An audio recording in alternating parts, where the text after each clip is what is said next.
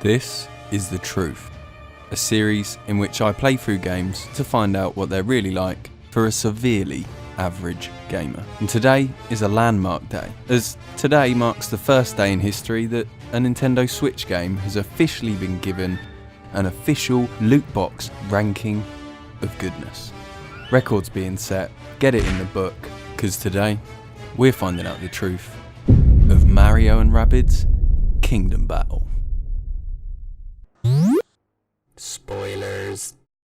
I'll be referring to the game as Kingdom Battle from here on out, mostly because I'm lazy. KB is an XCOM-like game on the Switch that features your favourite Mario characters and then Rabbid versions of them as well. I know, I thought the same thing. It's a seemingly random compilation of styles and content. So let's start off with Rabbids as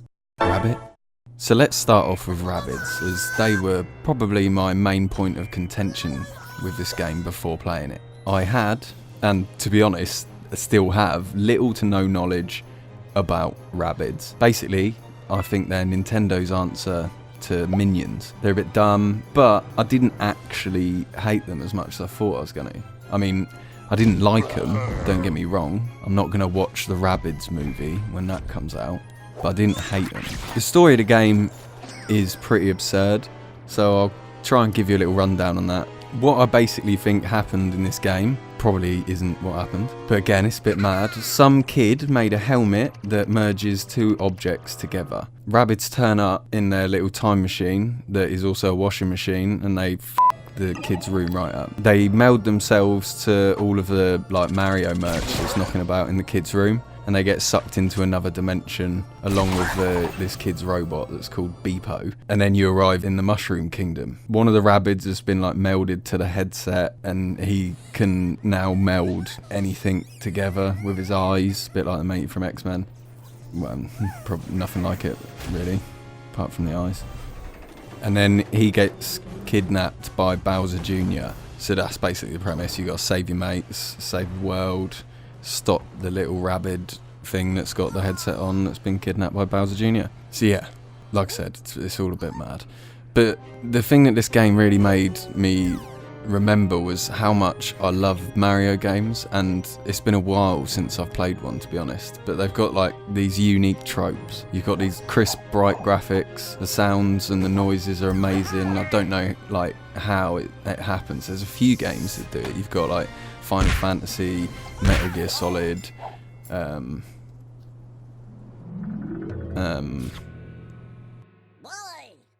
that's all I can think of at the moment. But they're games that all of the sound cues, when you pick up an item, when you're using the menu, when you get health, all of these sorts of things and the little sound cues that come along with them just send endorphins running around my brain, synapses firing. They've just turned sound into this drug that I'm addicted to. And for a bit of background on this, I was interested in this game because the XCOM franchise is one of my favourite of all time. When I heard this was a similar style title, I wasn't expecting much. But honestly, the gameplay is surprisingly good. The tactics are light, it's not too deep, but it's still challenging. There are ways in which you can manipulate the difficulty. Things like boosting your health before a battle help control the difficulty on the fly, which is a nice approach to that. So if you're feeling confident, you can go into one level kicking ass, and then the next one just be I'm not sure about this, I'm going to give everyone their health back. Some of the scripting in the game's pretty poor though, some of the jokes, the Rabbids are well slapstick, immature,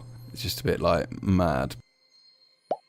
But arguably, I'm not the target audience, so, whatever. Some of it though is particularly fantastic. Some of the bosses are amazing, because the benefit to having a headset that melds any objects, inanimate, alive, anything, together, to create this weird hybrid of whatever those two things are, gives you pretty much freedom to do whatever the f*** you want. And some of the bosses are just mad, and a particular favourite of mine is this one.